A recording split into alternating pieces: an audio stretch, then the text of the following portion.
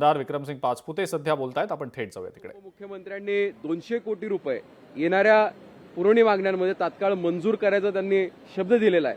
त्याचबरोबर सगळ्यात महत्त्वाचं म्हणजे या डिपार्टमेंटची अनेकशी पदं रिक्त आहेत, ही तात्काळ कशी भरता येतील आणि त्याची जी काही भरती झालेली आहे यांना तात्काळ अपॉइंटमेंट्स दिल्या जातील. साधारण 194 नवीन अधिकारी हे अपॉइंट झालेले आहेत आणि यांची लवकरच त्या ठिकाणी त्यांना अपॉइंटमेंट्स दिल्या जातील. असे साधारण 250 ते 300 कर्मचारी आता होतील. 350ची आस्थापना आहे, पण आम्ही विनंती केलेली आहे की साधारण 11 लाख हे रेस्टॉरंट्स, त्यानंतर कस्टमर बेस असणारे काही सेलर्स असतील, डेअरीज असतील, एवढ्या आस्थापना या राज्यामध्ये आहेत आणि कॅगच्या रिपोर्टप्रमाणे 1000 आस्थापनेच्या मागे एक अधिकारी असणं गरजेचं आहे. असे 1100 अधिकारी या डिपार्टमेंटला गरजेचे आहेत. त्यामुळे तात्काळ 1100 जरी जमले नाही, देणं शक्य झालं नाही तर कमीत कमी 550 ते 600 अधिकारी त्या ठिकाणी असावेत, ही प्रमुख मागणी केली आणि त्याला दुजोरा सुद्धा दिला. त्या संदर्भातली आता पुढची प्रक्रिया सुरू होणार आहे.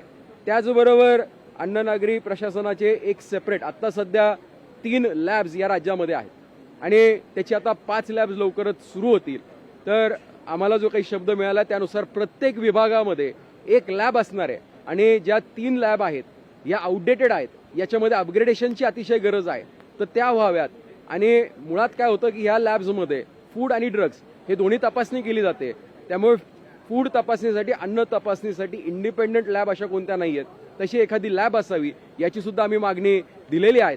आणि फूड प्रोडक्ट्स हे प्रायोरिटीवरती चेक झाले पाहिजे. आत्ता सध्या एखादं जर फूड प्रोडक्ट पकडलं आपण आणि ते जर तपासणीसाठी गेलं तर कमीत कमी 14 महिने अहवाल यायला लागतात. हे धक्कादायक आहे आणि हा अहवाल कमीत कमी 14 दिवसात ते 15 दिवसात आला पाहिजे, हा आपला नियम आहे. त्यामुळे याच्यामध्ये जो टाइमलाईन आहे, लॅग आहे, हा कसा कमी करता येईल यासाठी सुद्धा एक मोठा प्रयत्न त्या ठिकाणी डिपार्टमेंटच्या माध्यमातून करण्यात येत आहे.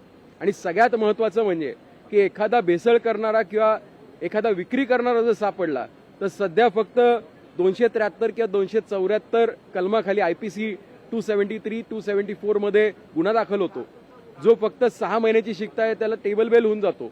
तेव्हा आम्ही त्यांना विनंती केलेली आहे आणि कायद्याच्या सचिवांना सुद्धा विनंती केली यात कशा पद्धतीने मार्ग काढता येईल, कारण ही सरासर फसवणूक आहे.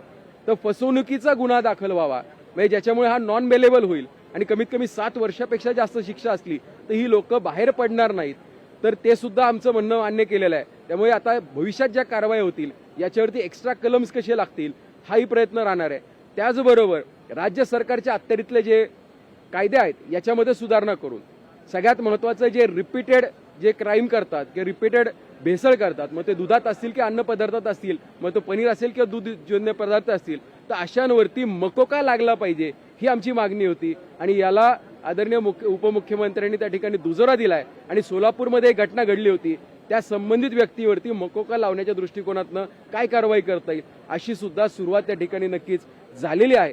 त्याचबरोबर केंद्र सरकारला पण राज्य सरकार विनंती करणार आहे, येणाऱ्या या अधिवेशनामध्ये असे काही विधेयक आणता येईल त्याच्या माध्यमातून आपण केंद्र सरकारला IPC मध्ये काही बदल करू शकतो, कारण फूड हा तुमच्या आमच्या दृष्टिकोनातून महत्त्वाचा घटक आहे.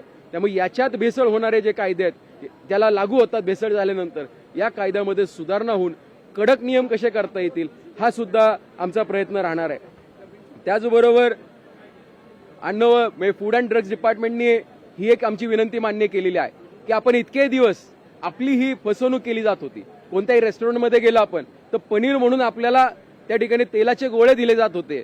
आता डिपार्टमेंट तात्काळ अधिसूचना काढणार आहे किंवा एक सर्क्युलर काढणार आहे आणि सगळे रेस्टॉरंट्स किंवा सगळे आस्थापना जे पनीरच्या नावाखाली अॅनालॉग चीज विकतात, अॅनालॉग चीज विकणं हे काही इल्लीगल नाहीये, पण पनीर म्हणून विकणं इल्लीगल आहे. त्यामुळे इथनं पुढे प्रत्येक मेनू कार्डमध्ये त्यांना नमूद करावं लागणार आहे की हे पनीर असेल तर ते ओरिजिनल दुधापासून बनलेल्या पदार्थालाच ते पनीर बनवू शकतात किंवा त्यांना त्या ठिकाणी अॅनालॉग चीज लिहावं लागेल, म्हणजे ते तेलाचे गोळे आहेत हे सर्वसामान्य ग्राहकाला नक्कीच कळेल. त्यामुळे या दृष्टिकोनातून सुद्धा आम्ही जी मागणी केली त्याचं सर्क्युलर लगेच निघणार आहे. येत्या 1-2 दिवसामध्ये ते सर्क्युलर सुद्धा डिपार्टमेंट काढतंय.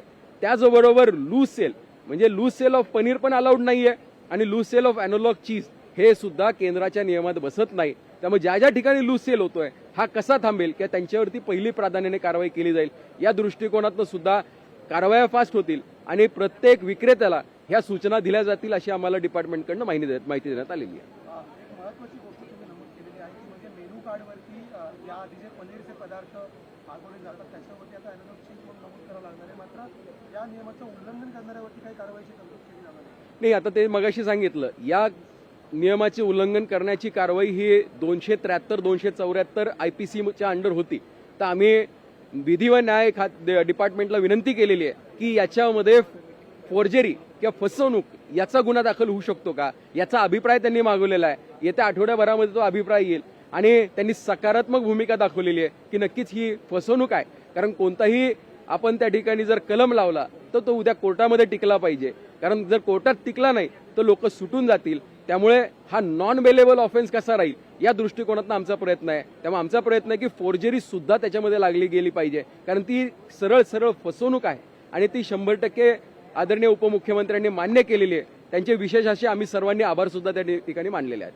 तर एक वेगळा प्रश्न होता, विजय वडेट्टीवार यांनी संमेलनामध्ये आता भाषण करताना म्हटलेलं आहे की औरंगजेबाची जी कबर आहे ती छत्रपती शिवाजी महाराज यांच्या संभाजी महाराजांच्या शौर्याचं प्रतीक आहे. त्यामुळे अशा प्रकारच्या कबरी हटवून कुठेतरी महाराजांच्या शौर्य आणि इतिहास मिळवण्याचा प्रयत्न केला जातो. नाही, ही बाब खेदजनक आहे.